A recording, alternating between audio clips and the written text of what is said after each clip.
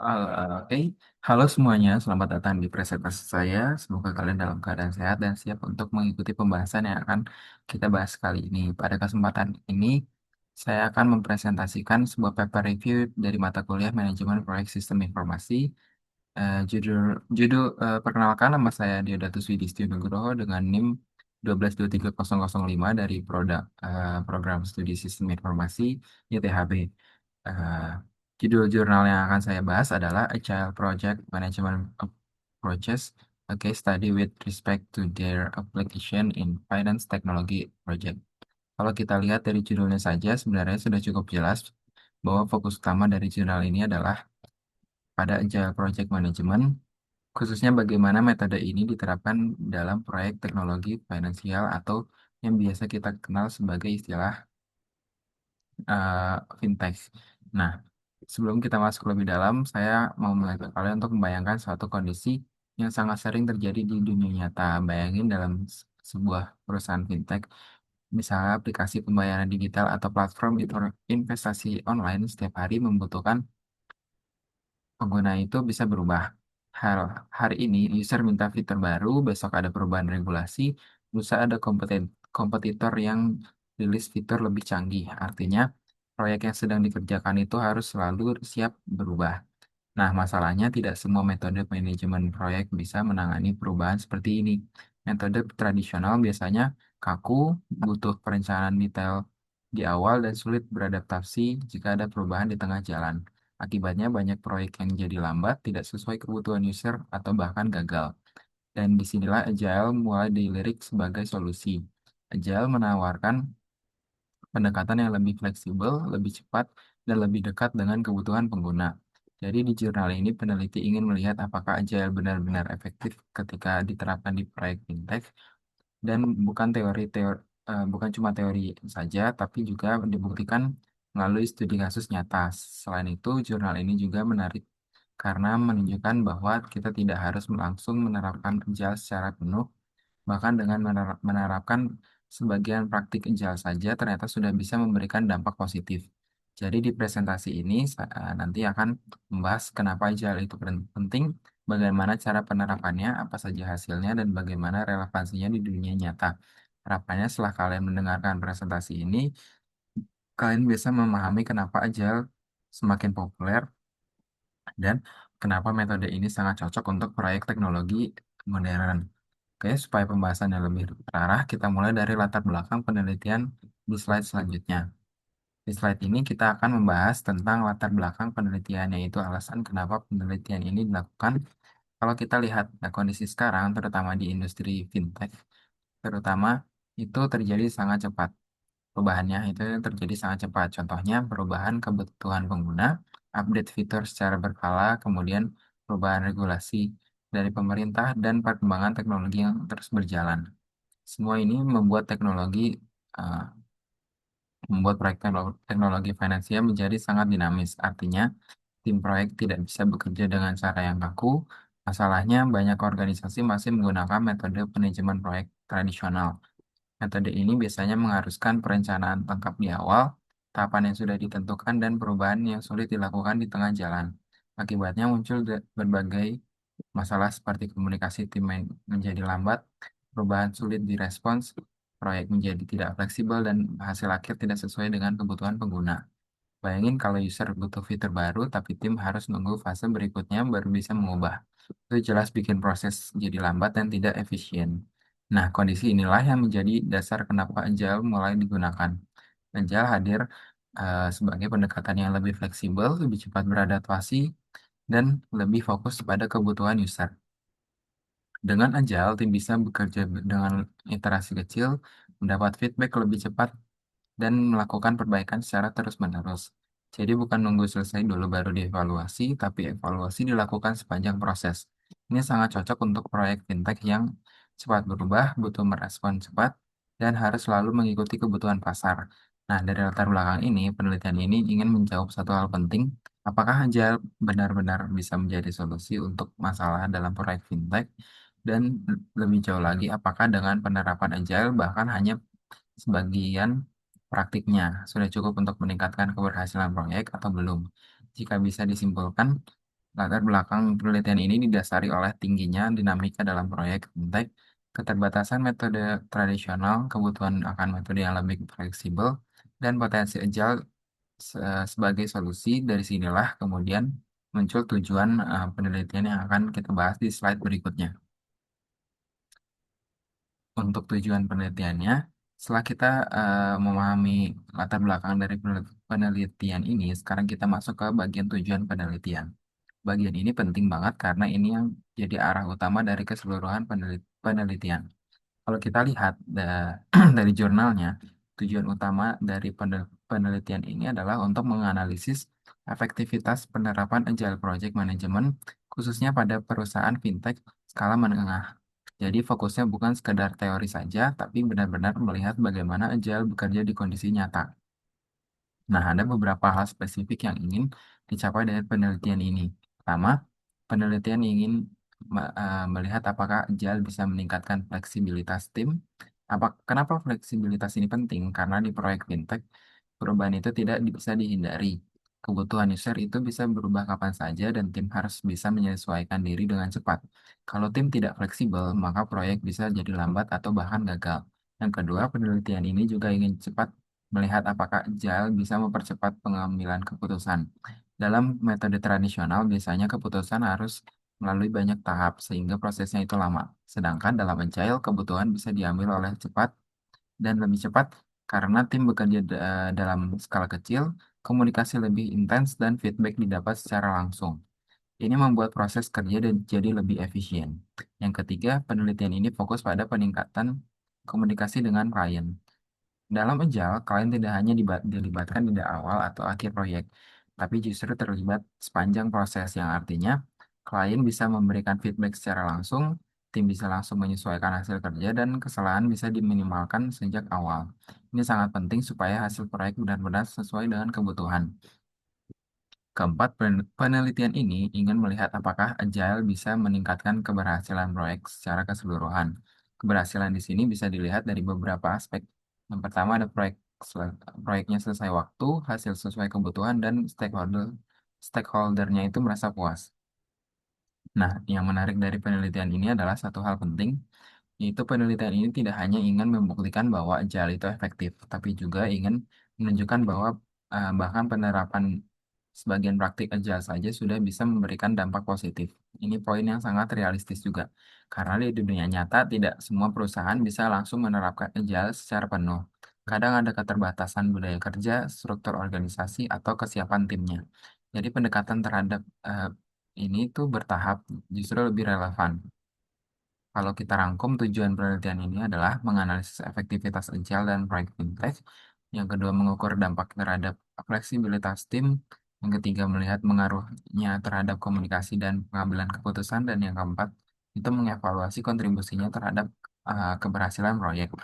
Dengan tujuan-tujuan ini, penelitian ini mencoba memberikan gambaran yang cukup lengkap tentang bagaimana agile bekerja di dunia nyata. Oleh karena itu, kita tahu tujuannya. Sekarang kita masuk ke bagian berikutnya yaitu metode penelitian. Di slide ini kita akan membahas tentang bagaimana penelitian ini dilakukan. Bagian ini penting karena dari sini kita bisa menilai apakah hasil penelitian ini bisa dipercaya atau tidak. Dalam jurnal ini, metode yang digunakan adalah action research. Nah, mungkin istilah ini itu terdengar agak teknis. Jadi, saya akan menjelaskan dengan cara yang lebih sederhana. Action research itu adalah metode penelitian di mana peneliti tidak hanya mengamati, tapi juga langsung terlibat dalam proses yang diteliti. Jadi, peneliti itu benar-benar masuk ke dalam proyek, menerapkan metode agile, dan melihat langsung hasilnya. Yang artinya, penelitian ini juga bukan sekadar teori atau simulasi, tapi benar-benar dilakukan di kondisi nyata. Dalam kasus ini, penelitian dilakukan pada sebuah perusahaan fintech di Libya, di negara Libya. Penelitian kemudian menerapkan beberapa praktik agile di dalam proyek yang sedang berjalan. Nah, praktik-praktik yang diterapkan antara lain yang pertama adalah daily stand-up meeting. Ini adalah rapat singkat yang dilakukan setiap hari. Biasanya isinya itu apa yang sudah dikerjakan, apa yang akan dikerjakan, dan apakah ada kendala. Tujuannya supaya semua anggota tim itu tetap sinkron. Yang kedua ada interactive planning. Eh, Berbeda dengan metode tradisional yang direncanakan semuanya di awal, di sini perencanaan dilakukan secara bertahap. Jadi tim itu bisa menyesuaikan rencana, mengubah prioritas, dan merespon ke perubahan itu dengan cepat. Yang ketiga ada evaluasi rutin. Setiap tahap pekerjaan dievaluasi secara berkala. Ini penting supaya kesalahan bisa langsung diperbaiki dan hasil kerja harus terus meningkat. Empat, kolaborasi dengan pelanggan. Dalam Agile, pelanggan atau klien tidak hanya menjadi penonton, mereka itu terlibat ikut terlibat dalam proses yang artinya memberikan feedback, menilai hasil kerja, dan membantu menentukan arah proyek. Setelah semua praktik ini diterapkan, peneliti kemudian mengukur hasilnya. Beberapa aspek yang diukur itu adalah kelincahan atau fleksibilitas tim dan eh, efektivitas proyek dan kepuasan stakeholder. Dengan cara ini, peneliti bisa melihat apakah Agile benar-benar memberikan dampak atau tidak. Nah, dari metode ini kita bisa lihat bahwa penelitian ini cukup kuat secara praktik karena langsung diterapkan di dunia nyata. Tapi nanti di bagian analisis kritis, kita juga akan lihat ada beberapa keterbatasan dari metode itu. Oke, setelah kita tahu bagaimana penelitian ini dilakukan, sekarang kita masuk ke bagian berikutnya yaitu praktik Agile yang diterapkan dan hasilnya di lapangan. Di slide ini kita akan membahas lebih dalam tentang praktik agile yang benar-benar diterapkan dalam studi kasus penelitian ini. Nah, ini tuh penting karena penting banget karena di sini kita melihat agile itu bukan cuma teori, tapi benar-benar dipraktikkan dalam proyek nyata. Dalam penelitian ini, perusahaan fintech uh, yang menjadi objek studi tidak langsung menerapkan agile secara penuh, tapi hanya menggunakan beberapa praktik inti yang dianggap paling relevan. Dan menariknya, walaupun hanya sebagian, hasilnya itu juga tetap signifikan. Yang pertama ada daily stand-up meeting.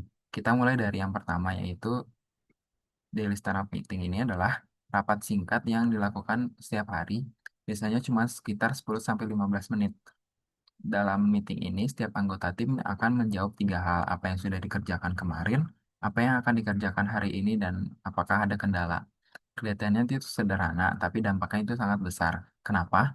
Karena dengan meeting singkat ini, semua anggota tim jadi tahu progres satu sama lain, masalah bisa langsung diketahui lebih cepat, dan komunikasi juga jadi lebih terbuka. Jadi tidak ada yang lagi situasi di mana seseorang itu kerja sendiri tanpa koordinasi. Praktik yang kedua adalah iterative planning atau perencanaan bertahap. Berbeda dengan metode tradisional yang membuat rencana besar di awal, seperti yang tadi sudah dijelaskan, di Agile perencanaan dilakukan secara bertahap dan fleksibel, yang artinya tim tidak harus tahu semua detail dari awal, tapi bisa menyesuaikan rencana seiring berjalannya proyek.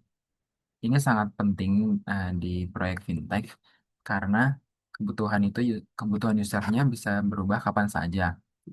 Dengan pendekatan ini, tim bisa lebih adaptif, lebih cepat merespon perubahan, dan tidak terjebak pada rencana yang sudah tidak relevan. Praktik yang ketiga adalah kolaborasi dengan pelanggan atau customer collaboration. Ini adalah salah satu ciri khas Agile yang paling membedakan dengan metode lain.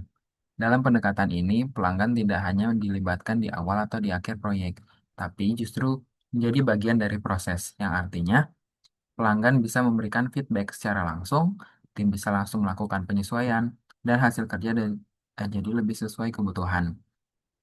Ini juga membantu mengurangi risiko kesalahan besar di akhir proyek. Nah, dari ketiga praktik ini, kita bisa melihat satu pola yang jelas. Agile itu fokus kepada komunikasi, fleksibilitas, dan kolaborasi. Dan ketiga hal ini itu juga sangat penting dalam proyek yang dinamis seperti Think. Yang menarik adalah walaupun hanya menggunakan sebagian praktik Agile, tim sudah bisa merasakan perubahan dalam cara kerja mereka. Ini menunjukkan bahwa Agile itu tidak harus langsung diterapkan secara penuh. Bahkan langkah kecil pun sudah bisa memberikan dampak. Oke, sekarang kita masuk ke bagian yang paling penting yaitu hasil dari penerapan Agile ini. Setelah praktik Agile diterapkan, penelitian ini kemudian melihat hasilnya. Dan disinilah kita bisa benar-benar menilai apakah Agile itu efektif atau tidak. Nah, dari hasil penelitian ini menunjukkan bahwa Agile memberikan dampak yang sangat positif. Selanjutnya akan dijelaskan satu persatu supaya lebih jelas. Salah satu perubahan yang paling terasa adalah pada komunikasi dengan adanya daily meeting, kolaborasi dengan klien, dan interaksi yang lebih intens, komunikasi itu menjadi lebih cepat, lebih terbuka, dan lebih efektif. Ini membantu tim menghindari miskomunikasi yang sering terjadi di metode tradisional. Yang kedua, respons terhadap perubahan lebih cepat karena menggunakan pendekatan interaktif. Tim juga bisa dengan cepat menyesuaikan diri. Jadi kalau ada perubahan, tidak perlu menunggu lama, tidak perlu mengubah seluruh rencana dan tidak bisa, tapi bisa langsung direspon. Ini sangat penting di dunia fintech yang serba cepat. Yang ketiga, ada pengambilan keputusan itu lebih efisien. Dengan komunikasi yang lebih baik dan tim yang lebih terkoordinasi, pengambilan keputusan juga jadi lebih cepat. Tidak perlu birokrasi panjang, tidak perlu menunggu persetujuan berlapis-lapis, dan tim bisa langsung diskusi, menentukan solusi, dan menjalankan keputusan. Empat, hasil proyek lebih baik. Dengan proses yang lebih adaptif dan komunikasi yang lebih baik, hasil proyek juga menjadi lebih sesuai dengan kebutuhan user. Yang artinya, fitur yang dibuat lebih relevan, kesalahan lebih sedikit, dan kualitas meningkat. Lima, ada kepuasan stakeholder meningkat. Karena klien dilibatkan dalam proses, mereka merasa didengar, dilibatkan, dan puas dengan hasilnya. Ini penting banget karena keberhasilan proyek bukan hanya soal selesai, tapi juga soal kepuasan pengguna. Tapi penelitian ini juga tidak menutup mata terhadap tantangan. Ada beberapa hal yang menjadi kekurangan dari penerapan agile. Yang pertama, tekanan kerja tim meningkat karena ritme kerja lebih cepat dan intens, dan fokus terhadap efisiensi biaya masih kurang karena agile lebih fokus pada fleksibilitas dan kualitas. Nah, dari sini kita bisa lihat bahwa agile bukan solusi sempurna. Nah, tapi tetap memberikan banyak manfaat yang signifikan. Selanjutnya, kita akan masuk ke bagian analisis kritis untuk melihat kelebihan dan kekurangan jurnal ini secara lebih objektif. Di slide ini, artinya kita tidak hanya memahami isi penelitian, tetapi juga mencoba menilai kualitasnya secara objektif. Karena sebagai mahasiswa, kita bukan hanya dituntut untuk memahami, tetapi juga mampu berpikir kritis terhadap sebuah penelitian. Pertama, penelitian ini menjadi topik yang sangat relevan dengan kondisi saat ini. Itulah kelebihannya. Di era digital sekarang, khususnya di bidang fintech, perubahan terjadi sangat cepat. Jadi, pembahasan tentang agile project management itu benar-benar sesuai dengan kebutuhan industri. Artinya, penelitian ini tidak hanya teoritis, tetapi juga punya nilai praktis yang tinggi. Kedua, penelitian ini menggunakan studi kasus nyata. Ini adalah nilai tambah yang besar karena peneliti ini tidak hanya menjelaskan konsep agile, tapi juga menerapkan langsung, mengamati hasilnya, dan mengevaluasi dampaknya. Ini membuat hasil penelitian menjadi lebih realistis, aplikatif, dan mudah dipahami. Ketiga, penelitian ini juga menunjukkan bahwa penerapan sebagian agile saja sudah memberikan dampak yang positif. Ini poin yang sangat penting karena di dunia nyata tidak semua perusahaan bisa langsung full agile. Dengan adanya temuan ini, perusahaan jadi punya opsi untuk menerapkan agile secara bertahap, menyesuaikan dengan kondisi mereka, dan tetap mendapatkan manfaat. Keempat, penelitian ini menyoroti aspek penting seperti komunikasi, fleksibilitas, dan kepuasan stakeholder yang menjadi penting, yang menjadi faktor utama dalam keberhasilan proyek. Untuk kekurangan penelitiannya, yang pertama, penelitian ini hanya dilakukan kepada satu perusahaan. Tapi ini berarti hasilnya belum tentu bisa digeneralisasi ke semua perusahaan fintech. Karena setiap perusahaan punya budaya kerja yang berbeda, struktur organisasi juga berbeda, dan kondisi proyek juga yang berbeda. Kedua, pembahasan mengenai efisiensi biaya masih kurang mendalam. Eh, Banyak dalam faktor, padahal dalam proyek itu, biaya adalah salah satu faktor yang sangat penting. Agile memang fokus pada fleksibilitas dan kualitas, tapi tetap perlu ada analisis tentang dampaknya terhadap biaya. Ketiga, ada keterbatasan dalam hal kedalaman analisis. Walaupun hasilnya jelas positif, tapi tidak banyak data kuantitatif yang benar-benar mendukung. Jadi sebagian besar masih bersifat deskriptif. Nah, dari analisis ini kita bisa melihat bahwa penelitian ini kuat di sisi praktif dan relevansi, tapi masih punya keterbatasan dalam generalisasi dan analisis data. Dan ini hal yang wajar dalam sebuah penelitian berbasis studi kasus. Dari sini kita bisa belajar bahwa tidak ada penelitian yang sempurna, tapi setiap penelitian tetap memberikan insight yang berharga. Kita masuk ke dalam kesimpulannya. Eh, Yaitu rangkuman dari seluruh pembahasan yang sudah kita lakukan. Kalau kita tarik dari awal, penelitian ini berangkat dari masalah utama, yaitu metode tradisional sulit beradaptasi dengan perubahan dalam proyek fintech, dan karena itu Agile muncul sebagai solusi yang lebih fleksibel. Dari hasil penelitian, kita bisa melihat bahwa Agile memang memberikan dampak yang signifikan.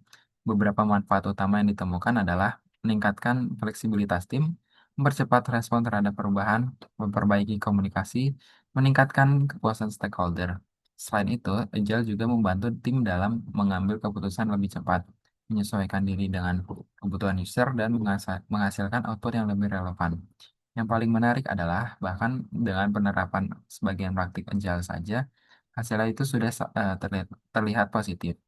Ini menunjukkan bahwa Agile itu fleksibel dan bisa diterapkan secara bertahap sesuai dengan kebutuhan organisasi. Namun, penelitian ini juga menunjukkan bahwa Agile bukan tanpa ketantangan. Beberapa hal yang perlu diperhatikan adalah tekanan kerja tim yang meningkat dan kurangnya fokus terhadap efisiensi biaya. Jadi kesimpulannya adalah Agile Project Management sangat efektif untuk proyek fintech yang dinamis, terutama dalam meningkatkan fleksibilitas, komunikasi, dan kualitas hasil proyek. Tapi tetap implementasinya itu harus disesuaikan dengan organisasi kondisinya, karena tidak semua perusahaan memiliki kesiapan yang sama. Nah, dari kesimpulan ini, kita bisa melihat bahwa Agile bukan hanya sekedar metode, tapi juga sebuah mindset dalam bekerja. Lebih adaptif, lebih kolaboratif, dan lebih fokus pada kebutuhan user. Di slide akhir, kita akan membahas bagaimana eh, penelitian ini, hasil penelitian ini bisa diterapkan dalam dunia nyata. Nah, di slide ini kita akan membahas bagian yang menurut saya ini juga penting, yaitu relevansi penelitian ini dalam dunia nyata. Karena pada akhirnya tujuan kita mempelajari teori dan jurnal itu bukan hanya untuk tahu, tapi untuk memahami bagaimana kita bisa menerapkan di dunia kerja nanti. Kalau kita lihat kondisi sekarang, terutama di industri teknologi dan fintech, perubahan itu bukan lagi suatu yang jarang terjadi, justru sebaliknya. Perubahan itu adalah hal yang pasti, misalnya kebutuhan pengguna yang terus berkembang, teknologi yang terus bertambah, kompetitor yang terus berinovasi, dan regulasi yang bisa berubah sewaktu-waktu. Dalam kondisi seperti ini, perusahaan dituntut untuk bisa bergerak lebih cepat. Dan disinilah Agile menjadi sangat relevan. Dari hasil penelitian yang kita bahas, kita bisa melihat bahwa perusahaan yang lebih fleksibel, lebih terbuka terhadap perubahan, dan rutin berkomunikasi akan memiliki peluang lebih besar untuk menyelesaikan proyek dengan baik. Agile mengajarkan kita beberapa prinsip penting yang bisa langsung diterapkan di dunia kerja nanti, seperti adaptif terhadap perubahan. Jangan terlalu kaku dengan rencana. Kalau ada perubahan itu bukan dihindari, tapi justru harus direspon dengan cepat. Yang kedua adalah komunikasi yang aktif. Jangan menunggu masalah jadi besar, komunikasi yang rutin bisa mencegah banyak kesalahan. Yang ketiga, kolaborasi dengan user. Jangan hanya fokus pada apa yang kita anggap benar, libatkan user sebagai hasilnya, supaya hasilnya itu benar-benar sesuai kebutuhan. Yang keempat, iterasi dan perbaikan berkelanjutan. Tidak harus langsung sempurna, yang penting terus diperbaiki dan ditingkatkan. Nah, prinsip-prinsip ini sebenarnya tidak hanya berlaku di proyek IT saja, tapi juga bisa diterapkan di berbagai bidang pekerjaan. Kita kalau kita kaitkan dengan kita sebagai mahasiswa sistem informasi, ini juga jadi sangat relevan karena di kedepannya kita tidak hanya akan membuat sistem, tapi juga bekerja dengan dalam tim, mengelola proyek dan berinteraksi dengan klien. Jadi dengan memahami Agile dari sekarang, kita sudah punya bekal yang cukup penting untuk masuk ke dunia kerja. Bahkan kita bisa mulai menerapkan konsep Agile ini dari hal kecil seperti kerja kelompok, proyek tugas, atau organisasi kampus. Jadi bisa dibilang Agile ini bukan hanya metode kerja, tapi juga cara berpikir yang lebih modern dan relevansi dengan kondisi sekarang. Oke, Oke, akhirnya kita sampai di bagian terakhir dari presentasi ini. Saya ingin mengucapkan terima kasih kepada kalian semua yang sudah mendengarkan dari awal sampai akhir. Semoga apa yang saya sampaikan ini bisa memberikan pemahaman yang lebih baik tentang Agile Project Management, penerapan yang dalam proyek fintech, dan manfaatnya dalam meningkatkan keberhasilan proyek. Kalau boleh sedikit refleksi dari jurnal ini, kita bisa belajar salah satu hal penting. Dalam dunia teknologi yang terus berubah, kita tidak bisa menggunakan cara lama untuk menghadapi masalah baru. Kita harus lebih fleksibel, lebih cepat beradaptasi, dan lebih terbuka terhadap perubahan.